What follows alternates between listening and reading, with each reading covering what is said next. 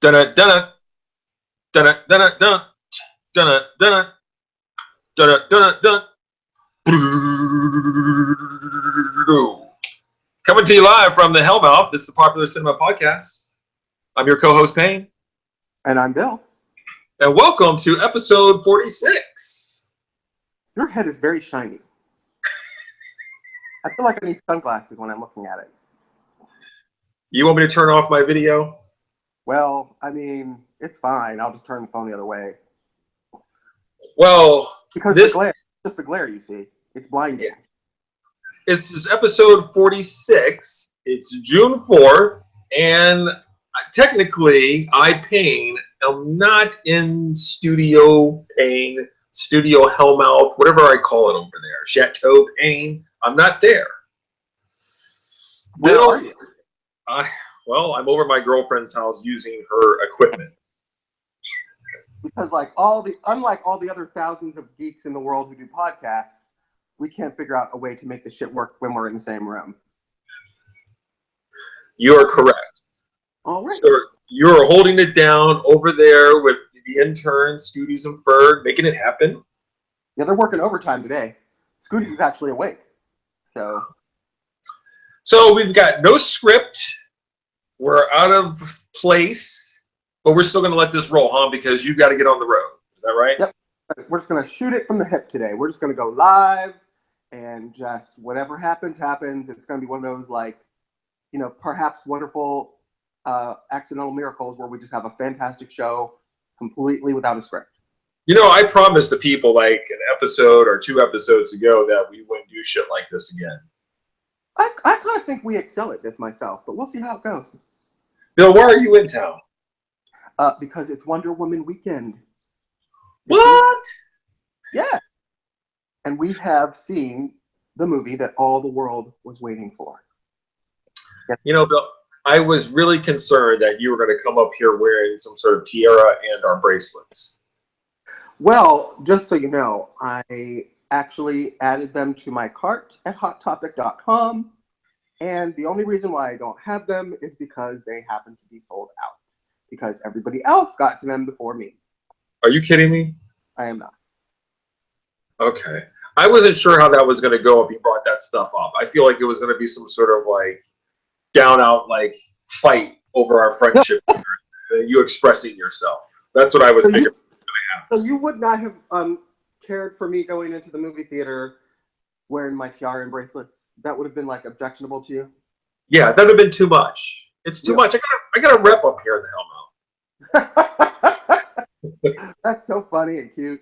Okay, well, you lucked out because they didn't have any. So, all right. So we're just gonna get into the meat and potatoes.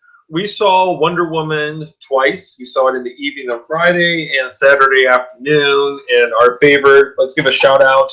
No, we're not going to give a shout out because I still don't like the way they run the system. But thanks to you for getting us quality tickets to see Wonder Woman. Let's get into it, Bill. For that. What are your some early thoughts on it? Did you like the movie? I did like the movie. Yes, I did. Very much. Did you love the movie? At this point, I'm going to have to say no. Okay. All right. What were your expectations going in about Wonder Woman? Well, to be fair, honestly, my expectations were rather high because Wonder Woman is obviously a character that really is one of the first superhero characters that I ever really got into as a kid. That Wonder Woman show with Linda Carter, I basically lived for that show. And, you know, I've been rewatching all the pilot episode and some of the episodes from those shows on DVD preparing for this movie. And I came to a sad realization that for the most part, there are a couple of standout episodes. I did run over to Best Buy the other day, even though I told you that season 1s weren't holding up so well, but Best Buy had all the seasons for $10 a piece. So I was like, you know what? I just have to have them. And I'll probably like work my way through them. I need to figure out a way to sort of get like an episode guide of like the best episodes, because I really don't think some of these episodes I really want to sit through. So I got to figure out a way to like maybe find like, you know, people who rated them like the very best of and maybe start there. Anyway. What year was the Linda Carter Wonder Woman series? What year was that? it started in the mid 70s. It was like 76 to 79. Okay. So anyway, I had tremendous expectations because Wonder Woman is a favorite character of mine, and I like the movie a lot. I find, sometimes when it gets praised like this, stuff gets super hyped up. I'm very glad that DC has a movie that people are finding successful with the critics because they certainly needed it. I just don't know if, for me, it's up in that upper echelon of greats. I think it's probably my third favorite of the DCEU movies so far out of all four. It only ranks above probably Suicide Squad for me, but below Man of Steel and BVS. It's interesting you say that because we also watched BVS, the Ultimate Edition, last night, and yeah, until you fell asleep from 6 cocktails. But were you counting the amount of cocktails I was drinking? Damn. I know because you paused it a few times, and right. The Ultimate Edition BVS, I think you told me, is like 3 hours and 30 minutes. It's actually 3 hours, but yeah. That's a long time. I mean, that's a slog through that movie, to be quite honest with you. And it's part of slog if you had 6 cocktails. Okay, but after watching the Ultimate Edition, Batman vs Superman, I have to admit that the order that you place the movies in for the DCEU, it would be the same order I would have. I would probably put Batman vs Superman first, Man of Steel, and then it would be Wonder Woman, and then lastly would be Suicide Squad. So I have the same order for you. I too liked Wonder Woman.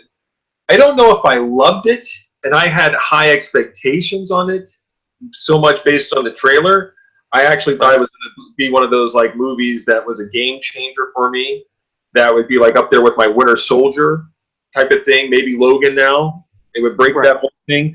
It didn't do that, but it certainly was. It did a lot of good things. Some things great, and I think it's a worthy addition into the superhero genre. I mean, for as many lumps as DC has been taking, I would say that this is something that they got right, more so than they got wrong. Yeah, I would say they definitely got more right than wrong. I definitely say it's a great foundation for the character to start from. I think Gal Gadot, which is the correct pronunciation of her name, even though people call her Godot all the time to her face and she doesn't correct them, so maybe it's both. But I think it's a great foundation. I think for once in my life, I normally don't have a DC or Marvel villain problem the way most people do and that you've complained about in the past. But for some reason for this movie, that's really my biggest hang-up, is that I felt Ares was lacking in the cool villain department. I just felt like he just wasn't, especially at the end when he just sort of becomes like the generic big baddie that we've seen in almost every episode. Say what? I don't know what that was. I don't either. But for the first time, the villain issue became a problem for me in a superhero movie. And maybe that's because my expectations for this movie were so high. But I just felt the end of the movie with the battle between Ares and Wonder Woman, while there were some great action beats to it, it felt very rote, and I've been down this road a million times before with a superhero movie, and it bothered me for this time. Well, okay, just for the people, who haven't seen the movie here, this is another origin story about Wonder Woman and how she came to be, and then her ultimate battle with, spoiler alert, her half-brother, Ares, who was the main villain, who she was tasked with dispatching, and which is, it follows the same formula as most of these movies. You start off like sort of young, you have to learn how to use your powers, you're a little bit naive about how everything works, you find the villain, and you beat the villain at the end. And usually the villain is paper thin, while you, the character, the superhero, your name's up in bright lights, you're the one that's completely layered. You go through all these highs and lows, and while the villain always seems to be just like, what's it? Snipflash, Wildly Snipflash, Whiplash. What was that? Snidely Whiplash?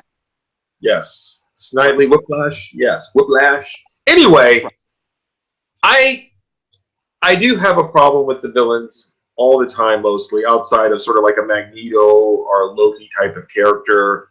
But Ares was kind of cool to me. He was paper thin, but that costume of his, it just looked cool. And I've kind of been my, you know what, I'm willing to concede my usual opinions because the costume was just damn cool. He just looked cool. I guess he looked cool, but I don't think he looked so cool. Like, he didn't look like Sauron cool. I mean, he looked cool, but it's like I've seen that look or something similar to that look in just about most other comic book movies. I mean, he doesn't look that different to me than maybe Ronan a little bit. I mean, maybe he was bigger physically, or what's the thing from Thor 1 that you're always bitching about? Oh yeah, it was a giant silver creature. Silver, what was it called? It escaped Right, me Destroyer. right now. The Destroyer, right. Right. A Or, giant silver metal machine that opens the top of its head and beams pop out. That's it. Right. Or Silver Samurai from Wolverine 2. Ugh. I mean, seen this look, okay? I mean, it wasn't like, I don't know. I don't know why this bothers me this time. I felt like... Which is weird, because most of the time, villains are not your thing. You really care about the heroes. So the villains are a secondary concern. I don't know why in this point that this would be some sort of like a sticks in your craw a little bit, this villain. You know, maybe we all have our breaking point, and you know, normally it doesn't bother me, but after a certain amount of time, maybe I'm getting to the point where I'm ready to move on from this big baddie at the end thing. Maybe it's just that I expected more from Wonder Woman, and it gave me in so many other areas, and it had so many hurdles to jump over, and they did many of them very well, that I felt like this part was just not up to snuff with the rest of the movie for me. So, all right. So let's just say outside, did you find the costume to be cool? A little bit? The Ares costume? Yeah. Not particularly. Did you find the fact that how he fought and spoke, was that somewhat intriguing or different for you? How he fought and what? Spoke? Yeah. You know, the difference is that there was a fake out at the end, so that instead of the character who they build up through most of the movie turning out to be Ares, which probably would have been made it even worse for me, is that, you know, they psychically channeled you that the Ludendorff character was going to be Ares. And Wonder Woman, even at some point in the movie, jumps to the conclusion that she thinks Ludendorff is Ares. And they certainly lead you to believe that. And then at the end of the movie, they do a switcheroo where she kills the Ludendorff character thinking that she's killed Ares. And it turns out that's not Ares after all. Ares turns out to be this guy who was sort of like their benefactor for their mission that worked for the government. And that actually was fresh. That was a cool twist. However, then the execution of that didn't really feel all that fresh. So once his identity was revealed, I felt like then it became sort of rote.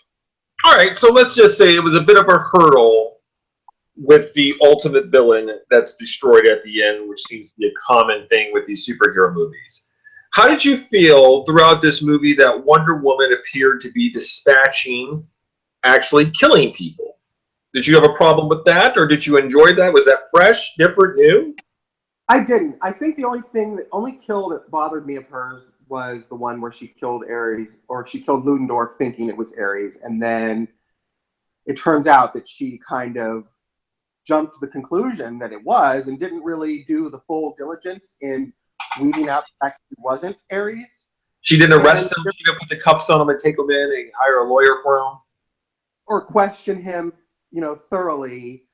Or, you know, I just feel like even though he was a terrible person and he did deserve to die, and that was fine, I just felt like she didn't really have the full understanding of him before she killed him. And that sort of bothered me a little bit. Like, I expect Wonder Woman to know her shit's on lock before she starts slicing and dicing. Well, technically, she kind of guessed correctly, though. I mean, Ludendorff. No, I mean, he had gassed. He was a He had terrible. gassed a whole village full of people, killing them, and then he had also killed his superiors too. So that established that he was a really bad dude to begin with. Yeah, he was a really bad dude, but her mission wasn't to kill the really bad dudes. Her mission or her goal was to kill the really, really bad dude, and she kind of fucked up by not doing that in that instant. So do you think that takes? Do you? All right. So outside of that, where she's supposed to kill Ares, but yet she doesn't kill Ares, she kills his second in command. Outside of that, were you comfortable with having your Wonder Woman character portrayed? You know, because with Superman, Superman doesn't really take lives. That's not his MO. And outside of like Man of Steel, where he was actually trying to save a family from being destroyed, that's not an action he chose to take. It was more like a self-defense and self-preservation and to help others. But Wonder Woman seems to be like Batman a little bit. If you're in her way, she's taking you out. Is that okay with you?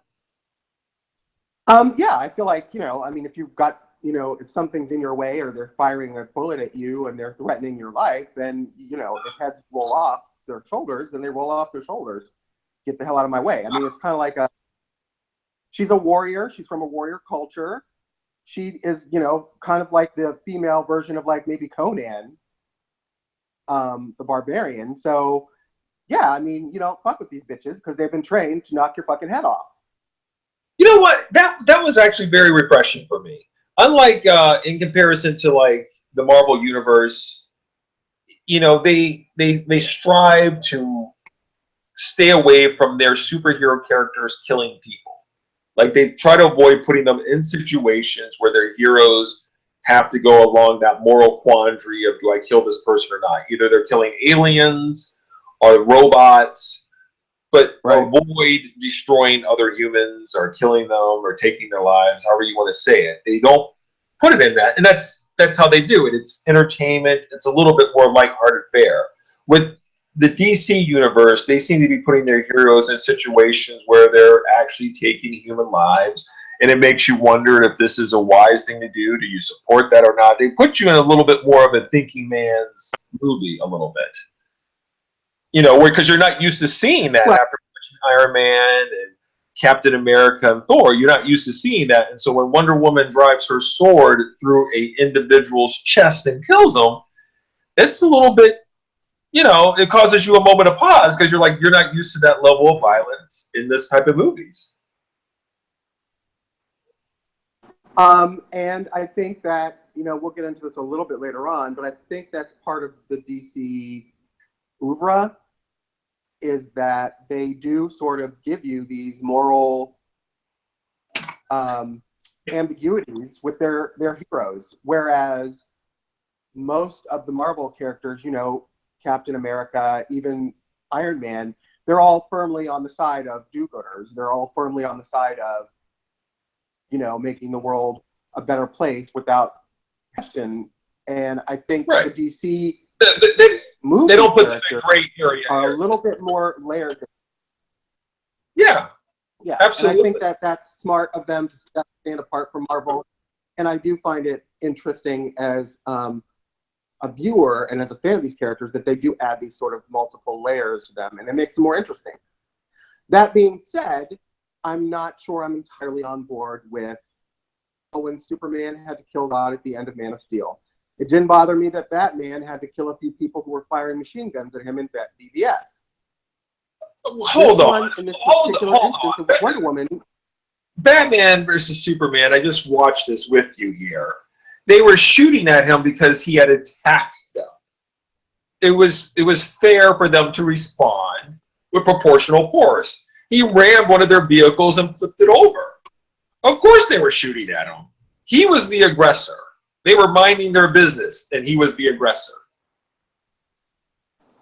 I mean, he was trying to get to the kryptonite so that he could weaponize it himself instead of letting them weaponize it. Doesn't he have lawyers? Moral quandary. Can't he report them to the police? I mean, I imagine so. In this case, again, this is one of those moral quandaries that they are making these DC characters out of. I don't I don't know why. I found Batman was somewhat justified in that action at that time in the movie. And even though I don't know why, I just felt slightly uncomfortable with her stabbing Ludendorff in the chest under the auspices that she believed that he was the big bad, and he wasn't. I mean, Batman knew what he was doing. He wasn't like going after people who he thought had done something bad. He knew these people were steal that kryptonite and do something nasty with it. Oh, I don't know. I just feel like I didn't love that aspect when Wonder Woman killed Ludendorff. Okay.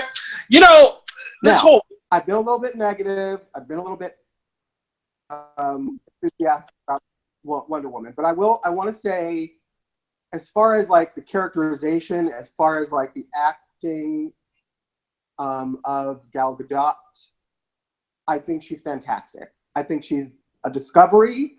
I think she is going to be wonderful as Wonder Woman as she continues on in this part. She has a tremendous amount of heart and emotion and all the things I wanted from a representative of an actor who was going to play this part. I guess my biggest problem with some of the story was some of the story structure in the very last part of the movie. And, you know, a couple of the things that she did didn't really sit well with me. But other than that, I think she's great as the character. You know what? We probably need to get more into the positives, but I think we both can agree that watching this whole movie, how long was the movie? Bill? You're cutting out there. Yeah, how long was the movie? 2 hours and 21 minutes. Okay. We felt as though there seemed to be some sort of missing cuts, like some sort of missing scenes, like there seemed to be some sort of explanations that need to be placed in there.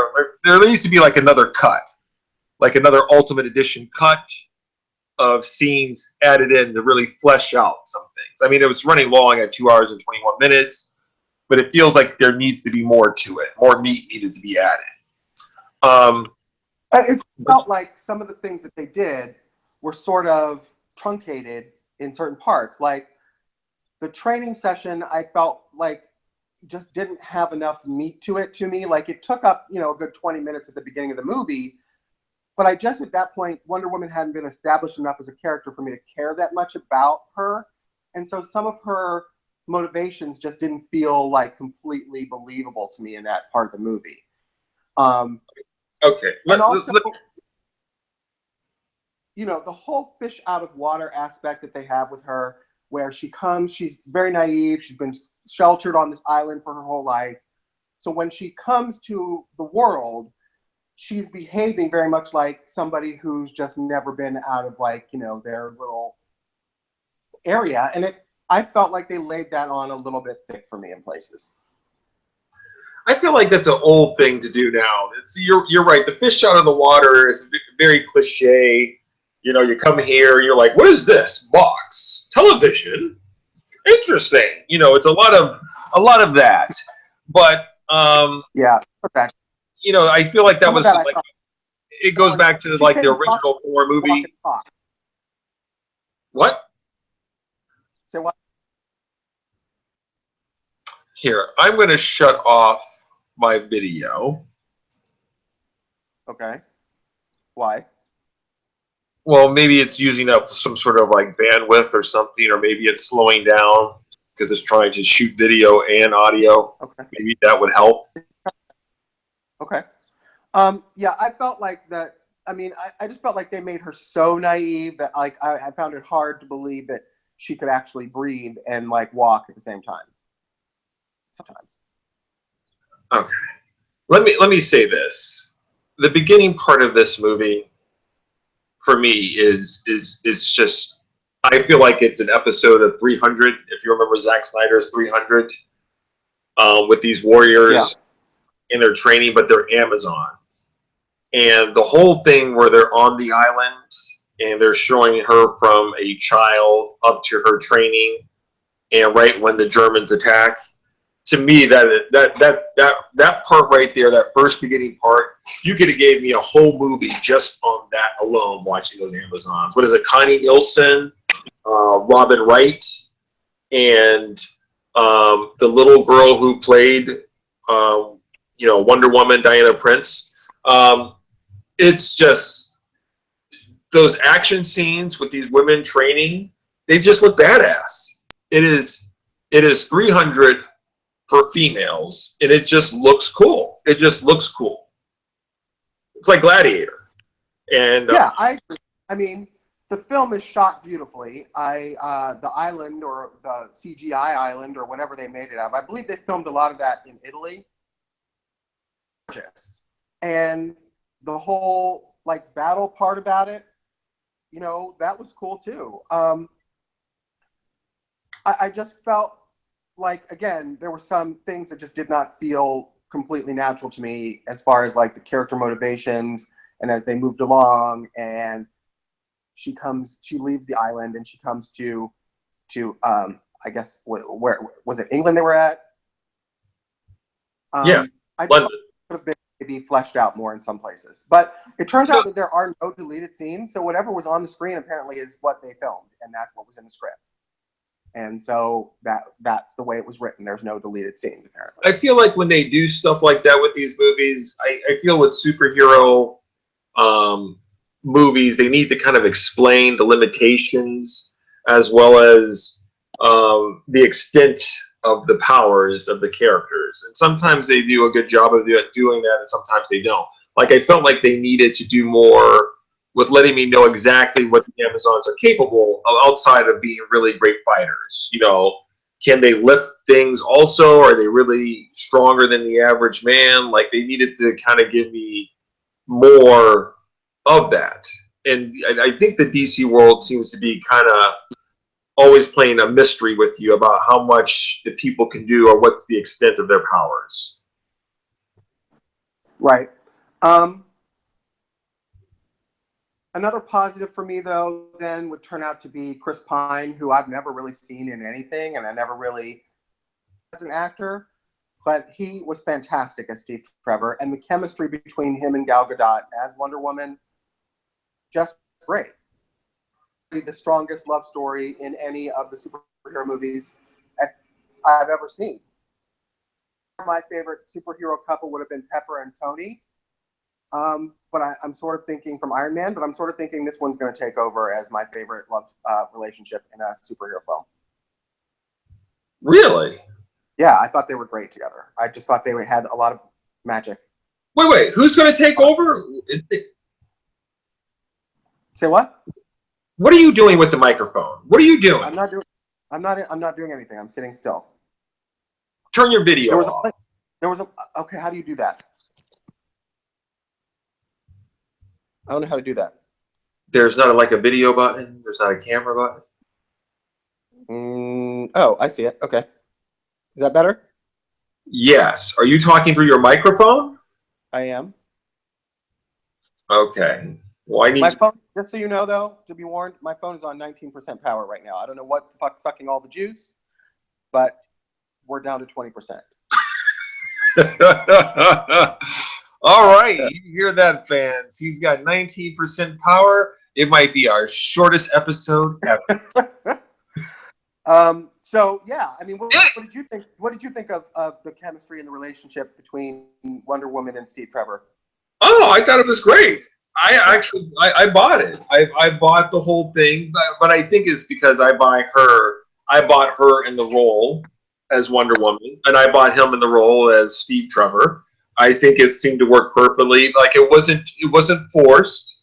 It felt natural, and it had some sort of, like, you can call it a little young romance, if you will.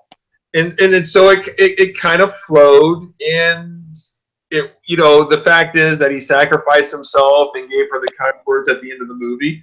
I thought it was kind of perfect. It was sort of like a first love type of thing for her. Right. And I think that was nice, and it wasn't heavy-handed how they played it. So, another standout for me was the girl who played Etta Candy, Steve Trevor's secretary, and I thought she wasn't in the movie nearly enough. I thought I could have done with twice as much of Etta Candy that we got. She was a great supporting character. And of all the supporting characters, she's a she's clearly my favorite. You know, you told me she's from she was in the Office version, the British version of Yeah, the the Office. original version of The Office. I've never seen her in anything else, but I think she's a big comedy actress over in Britain. Um, but she was great. Well, I liked her in the movie, and obviously every time she was on there, she said something. It was kind of cute. But I'm glad she was kept at a minimum for me because to have more of her would have made it. It would have taken it out of the tone of being in the World War I fight and trying to save lives and kill Ares. It would have made it too much. I didn't want it to be overwhelmed with humor. It was just enough to lighten the mood and not be too heavy. Right. I also want to point out, the outstanding action sequences in the movie. There were at least 2 or 3 that I can think that have probably been some of the best action in any superhero movie I've ever seen. The scene where she crosses the field. No Man's Land. She first takes off her cape as they're, trying to save that little trench of people that have been pinned down for like a year trying to get out of that little area. That was supremely wonderful, and there's a lot of scenes of that. So, but the action in that scene where she's taking all the bullets for them as they're trying to cross that little area, that was just fantastic. And swinging and sword play. There were some just great action sequences in this movie, outside of the one at the end, which was sort of blah to me. Which is amazing to me, Bill, that it takes this long here for me to get what I've been looking for. When she crosses that area of no man's land where they're shooting machine guns at her, she's blocking the bullets. Once she fights through that, where she goes into the village and jumps into the towers and starts battling the soldiers and fighting them, they do that Zack Snyder 300. It's kind of slow the camera down. Right. It really allows you to enjoy the action of her, of like how competent and skillful she is in the fight. It just allows you to sit there and be like, look how glorious this is in her fighting style. And when she knocks the guy through the window and she continues running, I mean, it's you're truly sitting there going, I've never seen anything like this before. This is just so cool. She's so cool. It's like Jason Bourne. It's like a Jason Bourne movie where you're watching Jason Bourne do stuff, and you're just like, this is so great how you're filming this. Right.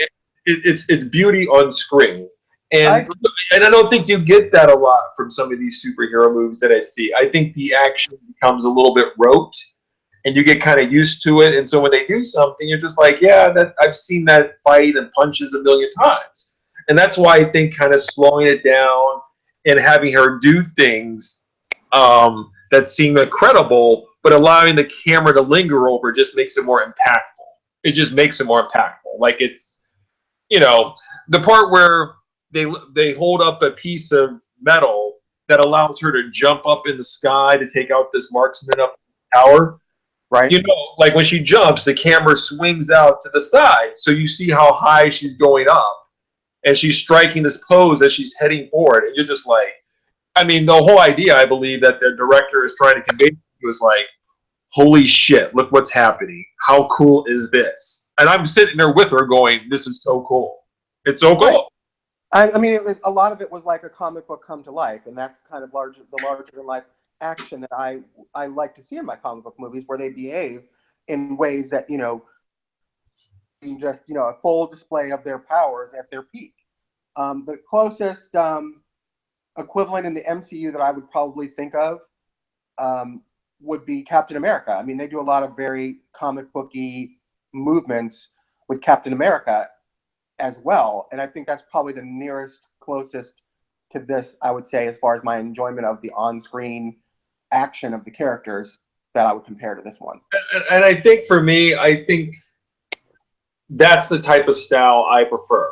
That comparison to Captain America and now Wonder Woman, I think I prefer that type of action style and presentation of my superheroes.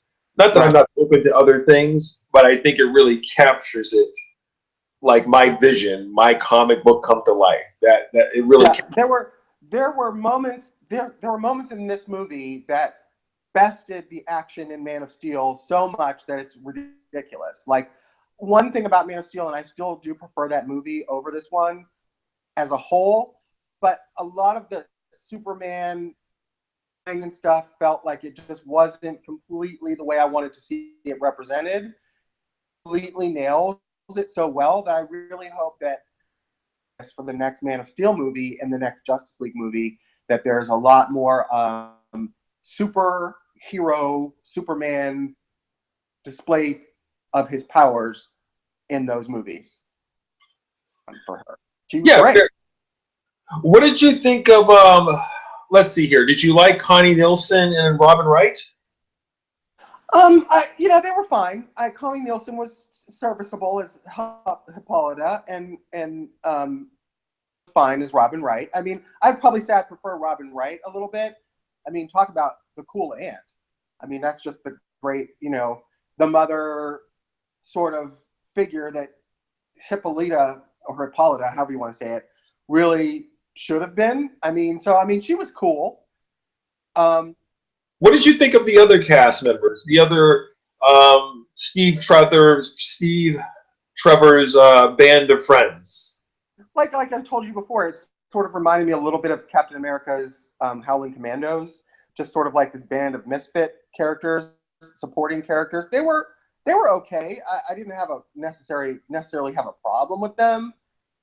Necessarily think that they were like super great either. I mean, they were fine. I mean, they were just sort of background helper characters. So, I guess they were what they were. I feel as though this movie did what it was supposed to do, which I think was to establish Wonder Woman as a pillar in the DC world. Yeah, and a complete badass. Yes, absolutely. And I think it's accomplished that. And that's why when they show that Justice League trailer at the beginning of the movie, and then you see her standing in front of who is it? I think it's like Cyborg and Aquaman. And she's kind of leading the charge. It's what they also had in Batman versus Superman too, of her leading the charge. Right. You can kind of see why. Right. Yeah, I mean, I think it was important. This movie is important in many levels. First of all, its success was desperately needed by DC and Warner in order to shore up their sort of reputation as doing worthwhile comic book adaptation for their expanded universe. It needed to establish female superheroes on solid ground that we can now say, audiences will see a female-led superhero movie, which has always been sort of a boys' club kind of mentality, that no one wants to see these female superheroes go and pay money for it. But this has really established her as the powerhouse character that she needs. She is certainly one of the holy trinity of DC, and they've certainly put her on a solid starting. It's interesting. I guess this is a good sign for future female-centric superhero films, and that maybe it gives a blueprint on maybe what might audience like to see versus they've already kind of indicated based on their dollars what they don't want to see, arguably. Right. I think that bodes well for Captain Marvel. I agree. I agree. I think that's going to be DC's answer. I mean, Marvel's answer to Wonder Woman, and I think they're going to take notes from some things in this movie that they're probably going to incorporate if they're smart into theirs if they haven't already. I don't want to insult them by saying they weren't going down that path already. Help them to be more emboldened to maybe even go further. Plans to do that before with her. Yeah, it's this really. Does this amp up the excitement for Justice League based on this? It does. For me, yes. I think origin story, no matter how you get down to it, there's only so much you can put in an origin story because you've got to establish the character. I'm looking forward to, now the character's been established. Now she's, had that cameo in BVS. I want her to hit the ground running in Justice League. And, I want Justice League to live up to, the Avengers level of badassery that it really needs to. And I don't want there to be like simpleton supervillain, and that, and you know, it's the Justice League. They should be really having their asses handed to them, and I really hope the feel this way, but the villain lives up to their title. Yeah, you know, I think this is perfect for them. I mean, Wonder Woman's made, I think you told me this morning, 101 million. Yes. What is that? What was the stat that you gave me? The highest opening for a female actor? Well, yeah, I mean, it's like you said, some of these are like sort of made up records, but the highest grossing movie for a female director, because there's been so many of those. And DC's got what they wanted. They've gotten what, if you're into that and you find some sort of value in it, they got some sort of critical acclaim, obviously, with, you know, critics' darling, Rotten Tomatoes, all that nonsense. People seem to like it.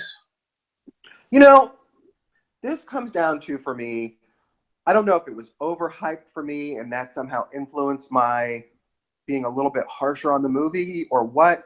But, you know, oftentimes when people zig, I have a feeling or a tendency to sort of run in the opposite direction. I'm going to have to say, I don't think the movie lives up to the hype.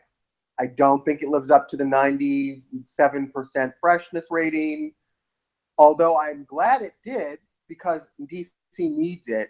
I just don't know, for me, if it rates quite that high.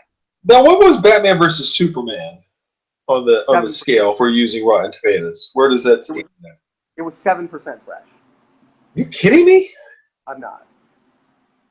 Wow, that shows you what I would find how imperfect the system is. Completely. I mean, I agree. It's almost like everybody decided that we're going to hate on this, and that's what we're going to do. We're all going to hate on it. Because we both watched BVS again last night, and I still feel it's a better movie than Wonder Woman was. I just feel that way. We're on the same page. It's cooler, but you know what I found to be interesting watching BVS. I know you were sleeping most of the last 30 minutes of it. Right. The third acts of Batman versus Superman, as well as Wonder Woman, kind of dragged. There was a little bit of like a pacing issue for me. I don't know if that's a common thing now or if that's. I don't know if you can blame. But there's a part where it just kind of like it lingers. Like the last scene after the Doomsday fight, there's like another 15 minutes of wrapping everything up. You know, funerals, meet and greets. It's a little bit long. And Wonder Woman, it seems at points, it just kind of drags in the third act. It just kind of drags. Well, you know why it doesn't drag in the first act for you is because you slept through the whole first act. Second time.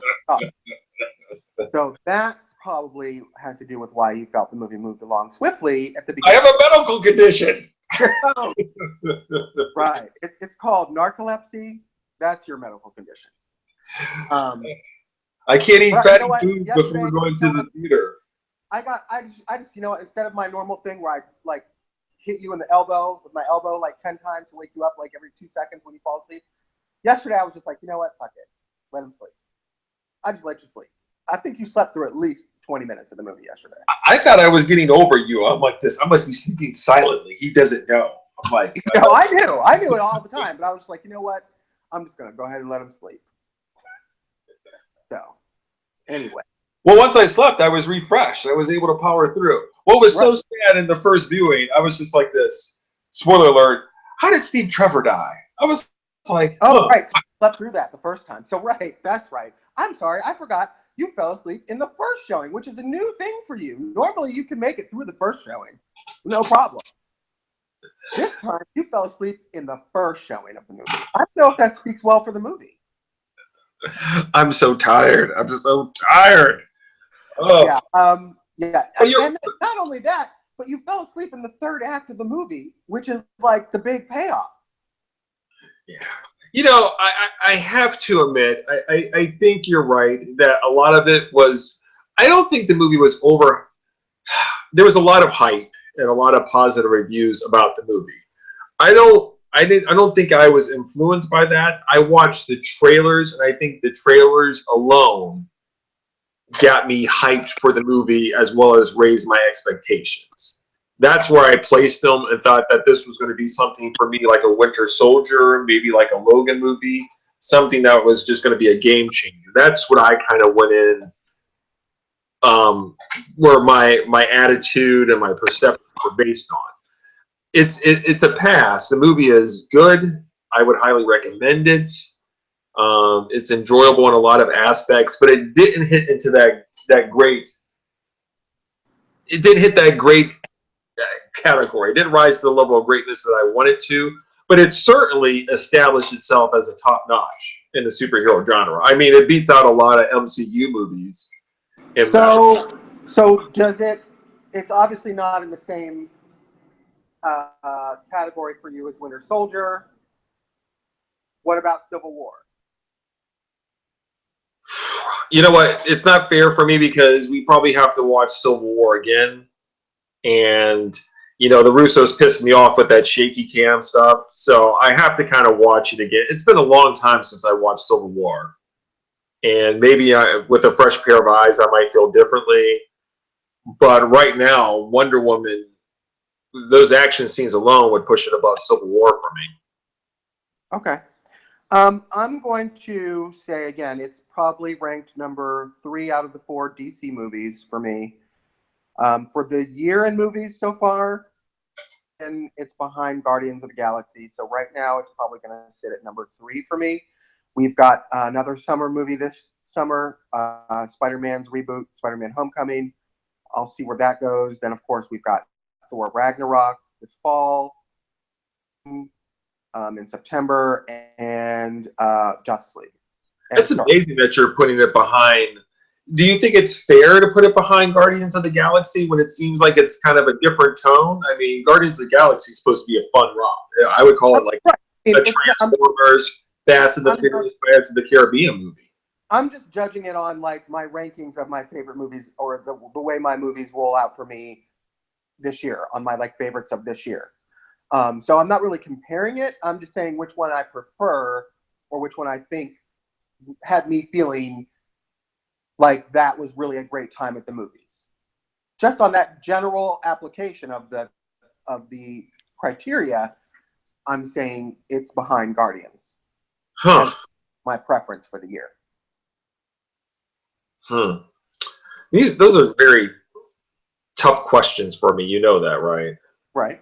Because Guardians of the Galaxy was fun, but I prefer my movies to be more of the Wonder Woman ilk. Right. But I'm judging it versus the type of tone it had or whatever. I'm just saying, if you ask me to tell you how I rank my favorite movies this year, it's going to come in behind Guardians. Okay. I'm not going to rank anything. I'm going to wait till the rest of the movies roll in. All right, we're down to 11% power. 11%. Okay. So wait, let's go ahead and give it a letter grade or a star grade for you. Or for me, I'm going to say it's a solid B. I can't go B+. I can't go A-. I think it's better than a B-. I'm going to say B. That's amazing to me. It's amazing. I mean, I would say it's teetering on B+, but it's not quite there because of the ending. I just thought Ares just was kind of a lame villain. See, this is the problem. This is exactly what's happened. It's the superhero fatigue. You can go down this. You can go down this well. You can go down this road so many times before eventually even the most die-hard supportive fans like yourself start to see the pattern and go like this. This is a little bit ridiculous here. I mean, when Ares starts to give that speech about, Madam Poison, you need to kill her. We all know that she's supposed to have this sort of quandary, like she is evil, I should kill her. But if I kill her, then I go over to Ares' dark side. That's here we go. And she goes, I choose the side of love. It just, it was so hokey. Even Captain America wouldn't say that. I don't know. I just thought that was just so, even for me, who normally doesn't care about cheesy. Yes. That was cheesy. That's, what number superhero movie is this then? Do we have a number of how many that have been produced since Oh my God. Ever? No, I would go from. I would go. Do I want to go as far back from Bryan Singer's X-Men being the first? You have to go before that. It would probably be that's the modern. I would go for the modern. Modern. Well, then, I would say the modern really started with Blade, but X-Men really put it on the map. Okay. How many do you think? Yes, I know we don't have our. X-Men? Well, I know we got like about 7 X-Men movies, but in total, how many Marvel movies do we have? Probably about 60 or 70. Maybe 60, 65. How did you get 65 fucking movies? Because I have a collection that has about 85 movies in it of superhero movies. And if I give before the X-Men movie, there was some from the 70s and 80s, 90s. You know, you could go back to Batman, Superman. Oh, I guess if we're talking modern day, I guess I have to include stuff like the Green Hornet in there, huh? Is that where you're going? Probably, yeah. Ugh. Can I go with real movies? How many? You don't have to put it in your list. You can just, it was made, it exists, so it's part of the genre. All right, I'm going to say my number is going to be like 25. After about 24, 5 modern day superhero movies, 65, if you're counting your number, it's taking you this long, and now you're just like, I'm over this paper thin villain. Are you over the paper thin villain? I don't know. I think in this instance, I expected more. In most other films, I don't know if I have this many expectations, so I'm not this sort of let down when it becomes something that's not extra special. You know, DC gets punished. This is interesting because you know what, Marvel gets a pass because their material's a little bit more fluff and fun. So you don't sit there and have high expectations. But DC is going for some sort of like bigger goal, layered people, layered characters, moral quandaries. And so if something doesn't reach that level, then everybody's like, oh, this is not what I thought it would be. You know, and while you got Ant-Man over there showing you Yellow Jacket, running around with giant ants and trains falling over, and everybody's like, this is just wonderful. This is just great. I mean, they get punished for trying to do more. I mean, I would have to say I like Ronan in Guardians of the Galaxy, which is one of your worst villains, better than Ares.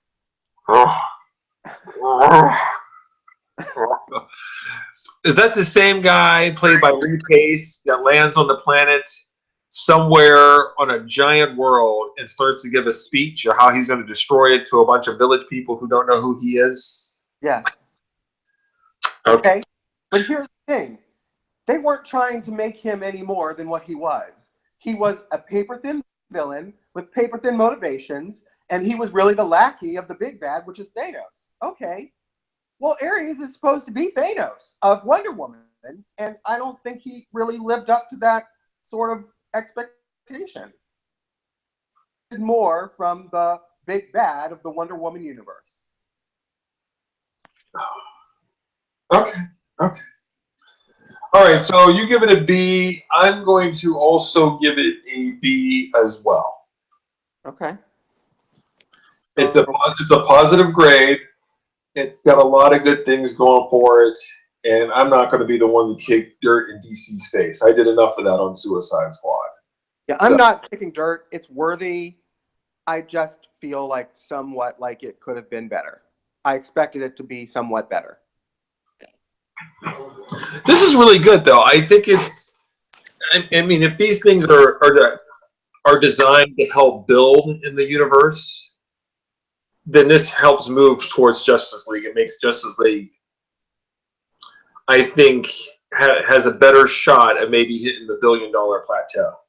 Oh, absolutely. I think it is a stepping stone. I as much as I am somewhat disappointed in my expectations for the movie, I'm also mixed because I'm overjoyed with the fact that it's not another kick on or beat up or shit on DC vernacular. Like it's definitely turning the tide for them amongst the masses, which is going to shore up the DCEU as a whole.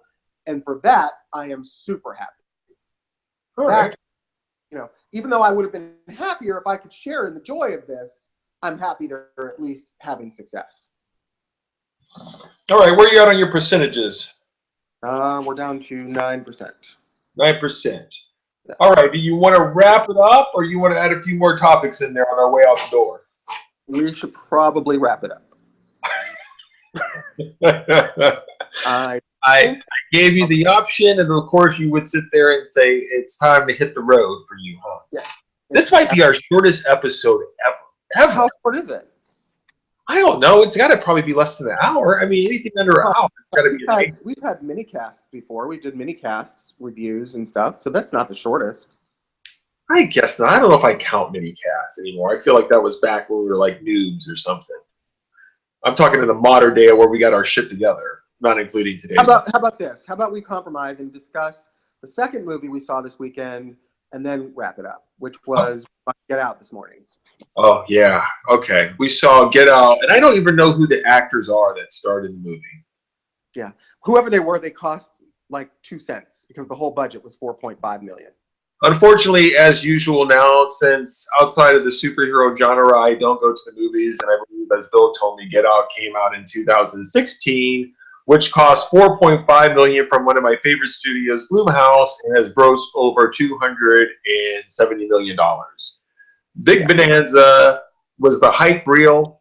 I think it's got like a 99% rating on Rotten Tomatoes for whatever that's Really? for the sheep that are interested in it. If this was 2016, it would have been one of my top 5 movies of the year. That's how much I enjoyed that damn movie at this point. Wow. Get Out. I mean, obviously it doesn't do anything for race relations as you put out, but I mean, hey. Right. I don't know that this movie was, again, deserving of all the money that it made. I understand that in the genre that you like. But for me, it wasn't really an outstanding movie. It was okay. And I do think politically, in the climate that we live in, it doesn't certainly help anything as far as like we're paranoid about other races, which people already have issue with still in this country. Would I buy this? You know, my ultimate judgment of a movie is, would I buy this and own it in my collection? And the answer is a clear no for me. Would I ever sit down and watch it again? Probably not. I would not feel the need to revisit this universe. You know what? I would buy it, and I would probably revisit it again.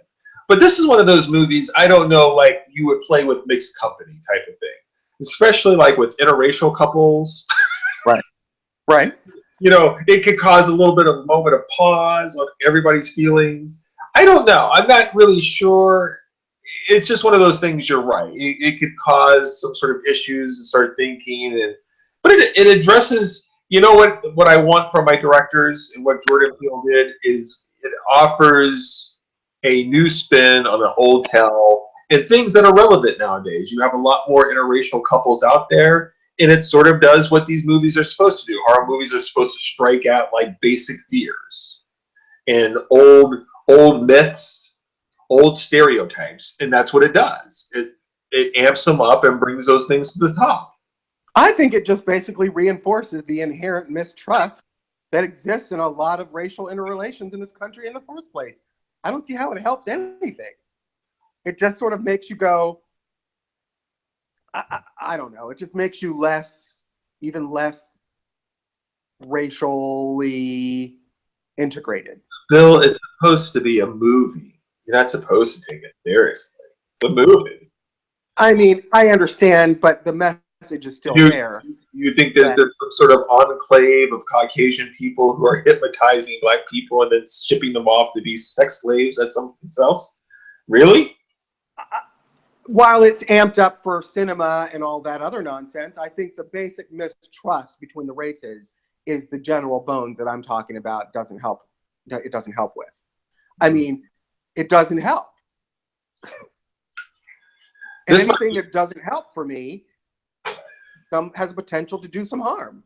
You're not going to play this movie for your in-laws when they come down for Halloween or Thanksgiving? I am not. I am not. I think, I think it, I don't know. And outside of that, was it well acted? Yeah, it was fine. I don't know. It feels like an M. Night Shyamalan movie to me. It feels like it wanted to be an M. Night Shyamalan, and it didn't really feel like it. You know, it felt like that Devil movie, that movie that was produced by M. Night, Elevator, and I felt Elevator? Yeah, sure. I felt like it was trying to be an M. Night Shyamalan movie. I feel the same way about this movie. You know, I find when we were watching this movie this morning, I think it's always interesting in these type of horror films, you know, when we talk about it, it's always like the level of what's the line for you when something weird happens. Where do you check out at? Like all of a sudden, if somebody says something weird to you, some people are like, "Oh, that's just fine. I just brushed that off and just go over there and grab some potato salad and sit down." Other people are like, "You know what? This is a little bit too weird for me. I'm getting in my car and leaving." Like, where's the line? You know, everybody has different lines and different things, whatever else. The line for me in the movie would have been when he got up in the middle of the night to go smoke a cigarette and like running around the house. That's like some shit where I just be like, I gotta go. I don't know what's going on here, but you people are not right, and I have to really go. But yeah, I mean, I would have probably left that movie 2 days before the character that leaves the movie does leave the movie. And so we still think he's going to prison at the end? Is that what we think if it was wrong? Let me see now. He's killed about 8 people. There's bodies littering that property that he was staying on, and he's the lone survivor. Yeah, I think he's probably going to end up in prison. I don't see how that's avoidable. I don't know how you explain to the police that these people had brain implants and were all controlled by other people. So I don't know if they're really going to buy that story. Plus, the whole community was all in on it at some point. Maybe there was a lot of people at that party. Everybody was sort of like... So I don't know if this one guy really stands a chance. If I were him, once he got off that property, I'd probably get a passport and continue moving around. Fair enough. Fair enough. So that movie gets maybe a C from me. That's probably the best I can go. C minus. C minus. Damn. Yeah. Wow, you're just hating on Jordan Peele. I give that an A plus. Top 5. You really give that movie an A plus? Really? You know how I feel about this. I feel like this is with the Pope. The emotions are high after watching the movie. You have to let it simmer, think about it for a few days, and then like let it settle in and let the emotions of you watching it to like take over. But if you're gonna push me for it, I'm gonna give it an A plus. It's something new and different, and it takes some basic fears and amps them up. I mean, am I supposed to reward the horror movie that comes out and there's a ghost that goes around and there's jump scares and people? I mean, that's essentially what we keep getting. And this person comes out and does something different. I have to reward for that, Bill. It has to be rewarded. Just for being different? Different and good. Okay.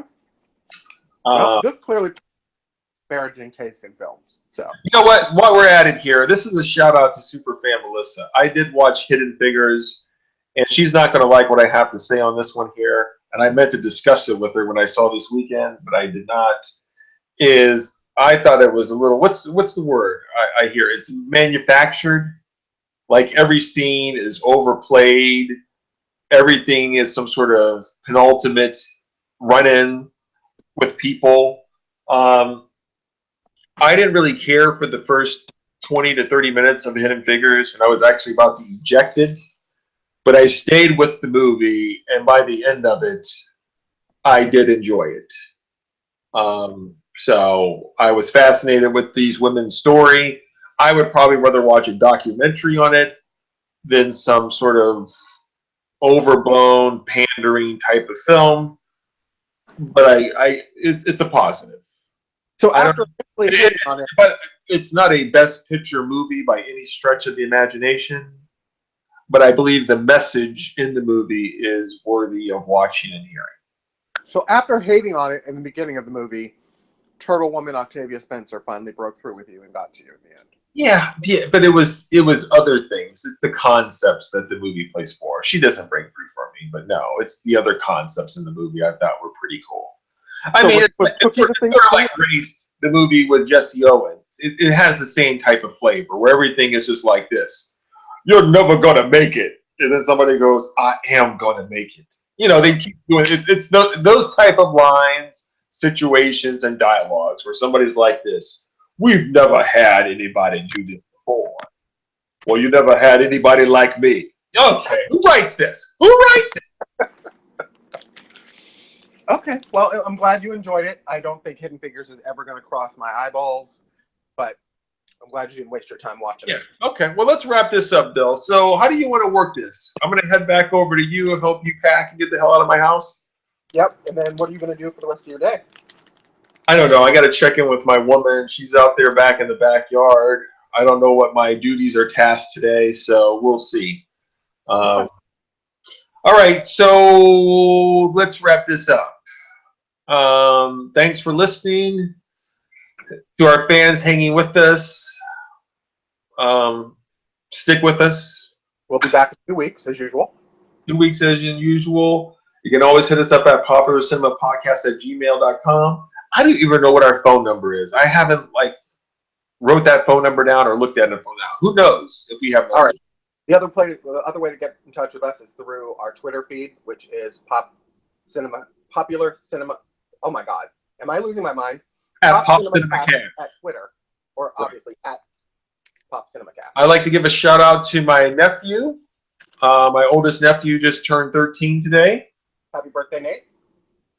Yep. And Bill, I will see you in 15 minutes. All right. This has been the Popular Cinema Podcast. I've been your co-host, Payne.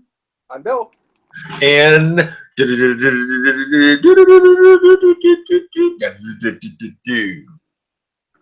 Bye.